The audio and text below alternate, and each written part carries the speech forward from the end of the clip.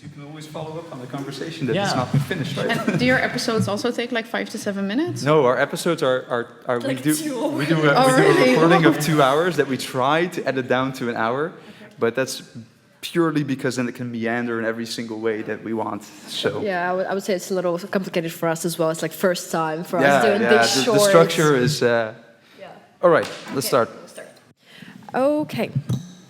Hello and welcome back to Poppin' Bubbles podcast. Today we're here at National Exposition 2023 in Utrecht, and I'm your host Lisa. And I'm Stefan, and we're having short conversations with some of the people that are here today.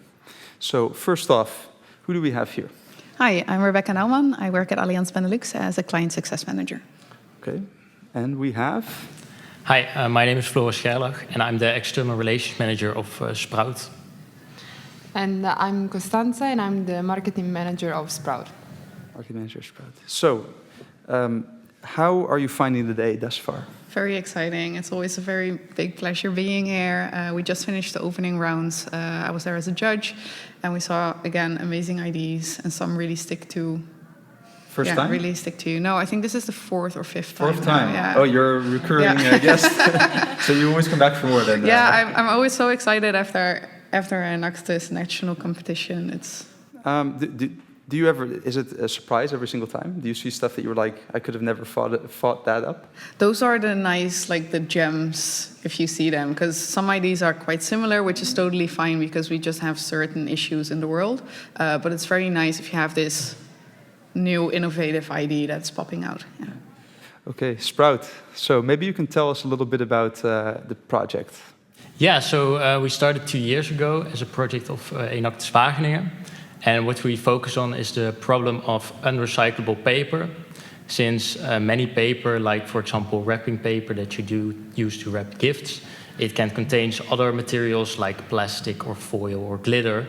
And if you put them in the paper bin, they won't be recycled. So we aim to create a wrapping paper that can be good for our environment. So our idea is to make wrapping paper that is biodegradable, and it has flower seeds or other plant seeds in it, which you can plant after receiving your gift.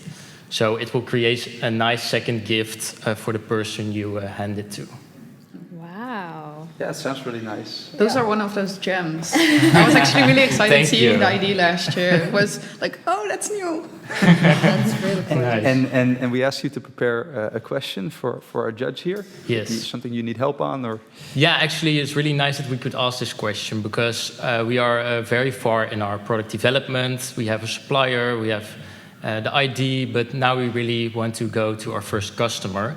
And we work on a B2B basis, so we want to sell to, for example, gift shops in a more luxury segment. So our question is really like, how should we work towards the steps of selling our first customer? Mm-hmm. Well, good to know it's business to business. So that was the first question I had. What steps did you already take to approach business to businesses, or like businesses or ventures or gift shops? We have not been in contact yet with any businesses. We had one previous potential client, which we also set up an order for, but then in the end they didn't want to order because it was not the right moment for them. So yeah, we have some experience with being in contact with that business, but that's mostly it. Yeah.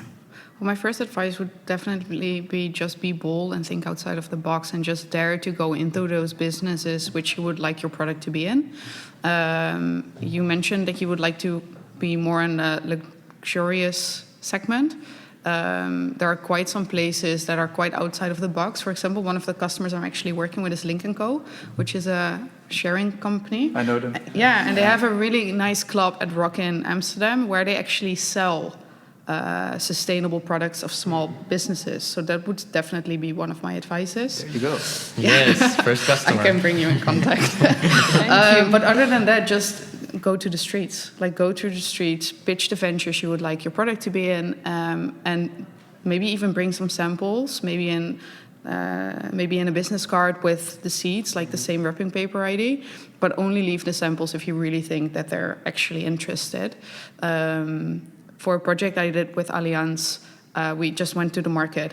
We pitched people the ID and we asked them for their phone numbers and their email addresses. And the people guiding us actually mentioned that the barrier for people to give you their contact details is actually the biggest step. So if you go into a business and you ask them, you pitch them, they're excited, and you say, okay, I would like to follow up. Where can I contact you with? And if they then give you details, definitely follow up, leave them a sample. And if they say, yeah, I don't know, just we'll get in touch with you, just leave us a sample, don't give them a sample, they're not worth it. That would be my main advice. Yeah, great tips. I think we can Thank definitely you. work with that. Yeah. Are you not, you're not selling anything yet, or is that No. like the idea for next year? Like, Yeah, we haven't sold anything yet, and that's also because if we order the paper, then we have to order in large quantities, so we want to make sure that there's a demand, that we do not order paper that the businesses don't want to buy in the end. yeah, because when I was reading about the project and stuff, I was thinking Allianz is, of course, a bank, I guess. Insurance company. Insurance company, Yeah. sorry. No worries. But a big institution, you know, I mean, what kind of, if you were to invest in something, for example, what would be important things to look at? Like if Sprout would want like money or whatever, and like what are the important metrics to look at? I think before a company would invest in something is to see what their own values are and if the values of the company pitching a product are close to them. So I really love your product, but I don't think you'll have insurance companies as your biggest demand area.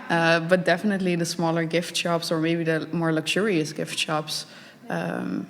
For example, there are a lot of things like gift baskets for companies, and even if it's not a basket, it can be a box. We just recently talked about the gift boxes. There's actually another Enactus project in Belgium, in Liège, that makes soaps and their wrapping paper is actually made out of cardboard that has flower seeds in it. Cool. And I purchased a whole bunch of Enactus products for my colleagues at the place where I work as like their birthday gift. It was like a social enterprise bundle. And I've heard very fun things. So that's also a good thing. Find someone at an inn with a company with disposable income, I think. I mean, yeah, big corporates do work with online gift providers. Maybe team up with a provider that is supplying to, for example, the Allianzes, the bigger companies. Yeah, because also I think it brings like a stable income for sure, because it's always in demand and it's big quantities that you can order for. And also to get people familiarized with it. Exactly. And then what I like about Enactus projects is it's always word of mouth. Then you just go spread and like people start learning about it, and then more and more people recognize what the project is. So I think it's never a bad thing. No. We were thinking of starting to look for a potential client in Wageningen, also because as a city, we feel like all the citizens there already have really the mind and the attention towards sustainability. So we found that it would be easy maybe for us to start with, but definitely we look into that now. Thanks for all the input. Yeah, for sure, because I think it's also locally, it's much easier in distribution. Yes, also, I know by myself that's when you need to ship something to the other side of the country, that's kind of complicated process. Do you already have a prototype? Yeah. Okay, cool. No, I'd love to see it after the...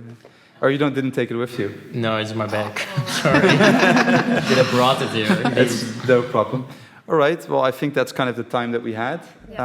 Thank you, both. Thank you so much for sitting down with us. Thank you for taking time to join in Popping Bubbles podcast. Yeah, thank you for the interesting conversation. Thank you so much, and enjoy the rest of your day. Have fun. Enjoy.